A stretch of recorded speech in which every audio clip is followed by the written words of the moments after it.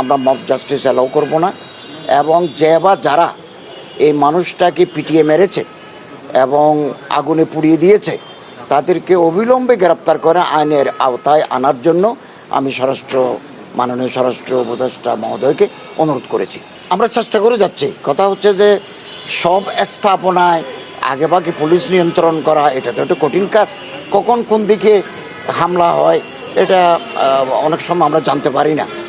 তো এই জন্য আমরা সবসময় এটাকে নিরুৎসাহিত করি এবং যারা অপরাধী, প্রথম আলো এবং ডেইলি স্টারে যারা আগুন দিয়েছে, আমি গোয়েন্দা রিপোর্ট থেকে জানতে পেরেছি তাদের কিছু ছবি, তাদের কিছু পরিচয় আমরা ইতিমধ্যে শনাক্ত করেছি এবং তাদেরকেও গ্রেপ্তার করে আইনের আওতায় আনার জন্য আমরা ব্যবস্থা নিচ্ছি।